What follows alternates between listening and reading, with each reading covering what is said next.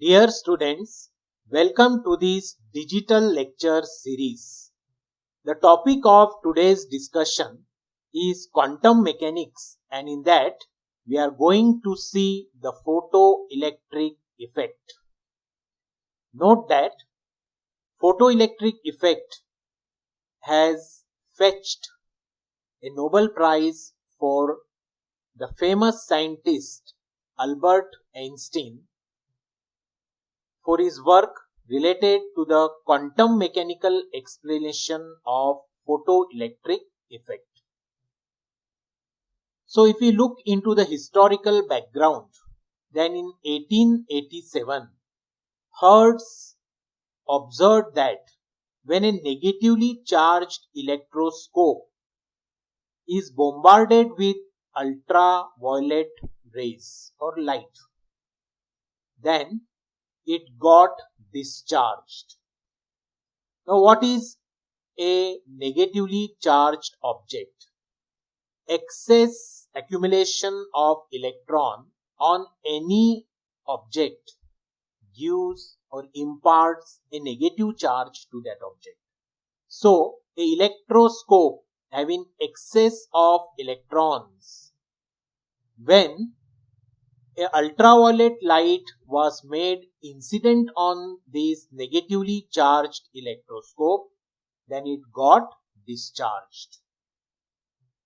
Now, this experiment was also performed or studied by Thomson, and he reached to the conclusion that the emitted charged particles in this particular experiment, they were electrons and charged negatively. So what is the overall situation? Ultraviolet rays or light is incident on a negatively charged electroscope and it got discharged. Means electrons are leaving that object. They are emitted from that object.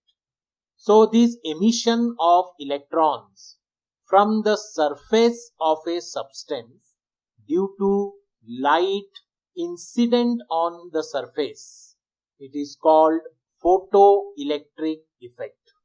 And the electrons that are emitted in this photoelectric effect, they are called photoelectrons. So this particular figure shows the simple schematic representation of photoelectric effect. The light rays are incident on the surface of a particular metal, and because of this, electrons are getting emitted from the metal surface. So emission of electrons from the metal surface, when light radiations are incident on it, is called photoelectric effect, and the electrons which are emitted in this process, they are called photoelectrons. Now, if the metal surface is of heavy metal, then the radiations which are required to emit the electrons from the metal surface, they are required to be more energetic. Their frequency should be high. And on the other hand, if light elements like alkali metals, sodium, potassium, lithium are involved, their surface is involved, then for emission of the photoelectrons, light or less energetic radiations like light radiations or visible radiations can also cause a photoelectric effect. So this particular figure shows the schematic arrangement for study of photoelectric effect. The experimental arrangement consists of an evacuated glass tube. This is evacuated tube which is made of glass or quartz. In this particular figure, it is a glass tube. Now inside this glass tube, C, the plate C acts as a cathode and the plate A acts as an anode. And the plate C, that is the cathode, it is coated with a photosensitive material. Now a transparent window, quartz window, is sealed. A transparent quartz window is sealed on the glass tube. And why it is there? So that light radiations, they can be incident on this cathode plate. It is a transparent quartz window through which light is incident on the cathode C. Now the arrangement is forward biased so that when the light rays fall on the cathode on which a photosensitive material is coated, then that cathode will emit photoelectrons. These emitted photoelectrons, they will be attracted towards the positively charged anode.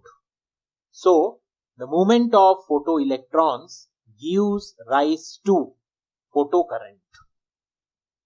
The polarity between anode and the cathode, it can be reversed with the help of commutator, which is shown in the figure. Now in this experiment, some observations were noted. Let's see them. First is variation of photocurrent with the frequency. Now to study this, the voltage was kept constant and the intensity of light that is falling on the cathode was also kept constant. The photocurrent was measured and it was plotted against frequency. Now this particular graph is obtained. Now in this graph it is seen that the photocurrent does not flow up to certain frequency denoted by nu zero. This frequency E nu zero, it is called the threshold frequency. Now if you observe this graph, for certain frequency below threshold frequency, no photocurrent flows, and after that the photocurrent flows continuously. So the minimum frequency below which the photocurrent does not flow, it is called the threshold frequency and it is denoted by nu zero as shown in this figure. The threshold frequency, it is the characteristics of the photosensitive material that is involved. Means whatever material is coated on that cathode, it depends or it determines the threshold frequency in that case. Different materials, they will be having different threshold frequencies. Next is the photocurrent variation with intensity. Now if we, in this case, the voltage and the frequency of the incident radiation and the applied voltage are kept constant, photocurrent is noted for different intensity of the incident radiation. And what is observed? We get a straight line. This shows a linear variation between photocurrent and the intensity of the light. The photocurrent produced is directly proportional to the intensity of the radiation. More intensity, more photocurrent will be produced. Less intensity, less photocurrent will be produced. So third point is variation of photocurrent with the voltage. In this case, the intensity and frequency of incident radiation is kept constant and photocurrent is plotted against the voltage. We get this kind of variation. Now, in this particular figure, we observe that even when no voltage is applied is 0, still there is a photocurrent. Even when no voltage is applied, some photocurrent is present as photoelectrons are emitted because of light radiation being incident on the cathode. As the voltage is increased or made positive in this case, the current increases and soon it attains a constant value. This constant value of current that is obtained in a photoelectric effect, it is called saturation current. Now, if the polarity of the voltage is reversed, means you are making the anode negative, then the photocurrent goes on decreasing, and for voltage V is equal to minus Vs, the current suddenly becomes 0. Here Vs is called the stopping potential or retarding potential. The negative or retarding potential that is to be applied so as to make the photocurrent 0 is called the stopping potential.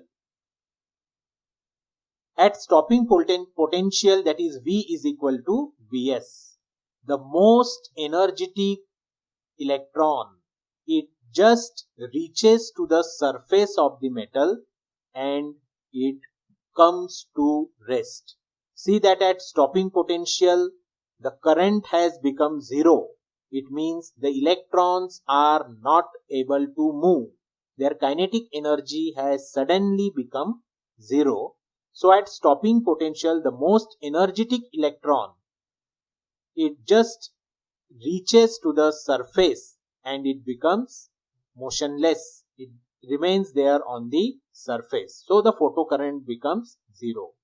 Now we know that the kinetic energy is given by half V mv square, and at V is equal to Vs, if E is the charge of electron, its energy will be E is equal to Vs. So in this case, if you equate these equations, you are able to get the kinetic energy, just the kinetic energy of the electron, which has become 0 and it is present on the surface. Stopping potential Vs, it depends on the photosensitive material and it also depends on the frequency of incident radiation. So this particular figure also shows the variation of stopping potential with the voltage. When the material is illuminated with the light of same frequency but different intensities, then the photocurrent changes. It is proportional to the light intensity. The last slide we have seen that the photocurrent is directly proportional to the intensity. If you increase the intensity, the photocurrent increases. Now, if you are having a same material and light of same frequency, but the intensities of the light is different, then what is observed here? The photocurrent due to light of greater intensity is larger as compared to the photocurrent due to light of less intensity. But even if the light is of different intensity, if the material remains same, then the stopping potential, it remains same. So this proves that stopping potential is a characteristic of the photosensitive material and it does not depend on the intensity. Stopping potential is independent of intensity, but it depends upon the material. So stopping potential is independent of intensity of the incident radiation, but it depends on the material. See, in this particular figure, we are having light of same frequency but different intensities. I1 is less than I2 is less than I3. So photocurrent produced by the light radiation of intensity I1, this is less as compared to photocurrent produced by the light of intensity I3, where I3 is greater than I1. But if the photosensitive material is same, see that the stopping potential in all these three cases, the stopping potential is same. It depends on the material.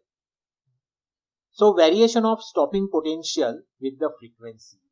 Now if the light of different frequency is incident on the cathode, such that nu1, nu2, nu3, this is the light of different frequency, such that nu1 is less than nu2 is less than nu3, then observe the stopping potential. Here the stopping potential values are different. This minus V01 is stopping potential for light of frequency nu1, minus V02 is stopping potential for light of frequency nu2, and minus V03 is stopping potential for light of frequency nu3. Now what do we observe here? If you take the magnitude, forget about the negative sign. Negative sign shows that it is a retarding potential. Forget about the negative sign. If you take the magnitude, then the magnitude VO3 corresponding to frequency nu3, it is larger as compared to VO1 corresponding to frequency nu1. So what does this imply? Light of lower frequency has smaller stopping potentials and light of higher frequency has higher stopping potential. Thus, the stopping potential is proportional to the frequency of the incident radiation. So, stopping potential depends on two things. One is the material, photosensitive material that is coated on the cathode, and second on the frequency of incident radiation. Greater the frequency, greater will be the stopping potential, and less the frequency, smaller will be the stopping potential. So let's sum up the characteristics of photoelectric effect. Photoelectric effect depends on the frequency of the incident radiations. No photoelectrons are emitted if the incident frequency is less than certain frequency called the threshold frequency. In some books, it is also called the cutoff frequency. Second point, the photoelectric effect depends on the intensity of radiations, and the photocurrent which is produced, it is directly proportional to the intensity of the incident radiation. Third, for incident radiation, there is a certain retarding potential, negative potential, at which the photocurrent becomes zero. This negative potential at which the photocurrent becomes zero is called stopping potential. Stopping potential depends upon the frequency of incident radiation. It also depends upon the photosensitive material, but it is independent of the intensity of the incident radiation. Fourth point, the kinetic energy of the photoelectrons, emitted photoelectrons, It depends on the frequency of incident radiation. The kinetic energy of the emitted photoelectrons, it is independent of the intensity of the incident radiation. However, the number of photoelectrons that are emitted, it depends upon the intensity. Number of photoelectrons emitted is more, means the photocurrent will be more. That depends upon the intensity, but the energy, the kinetic energy of the emitted photoelectron, it does not depend upon intensity, it depends upon the frequency of incident radiation.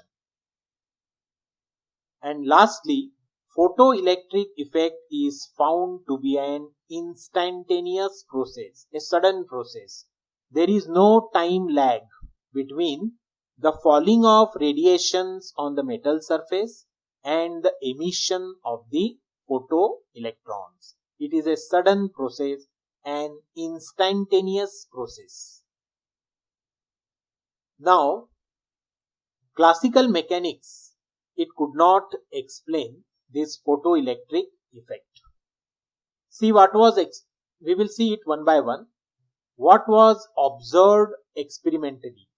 Photoelectric effect depends on the frequency of incident radiation. But according to the classical mechanics, the emission of photoelectrons from the metal surface, it depends only on the intensity of the radiation and not on the frequency. This was the opinion according to classical mechanics. The dependence of photoelectric effect on the frequency cannot be explained by classical physics. This was the first failure. Secondly, the kinetic energy of photoelectrons was found to depend on frequency, but according to classical theory, the kinetic energy of the emitted photoelectrons should depend on intensity and not on the frequency. So this kinetic energy dependence of the photoelectrons on the frequency cannot be explained classically. And third, experimentally it was observed that the stopping potential depends on the frequency. It was independent of intensity. But according to classical physics, stopping potential should depend on the intensity and not on the frequency. So this was a mismatch that could not be explained classically.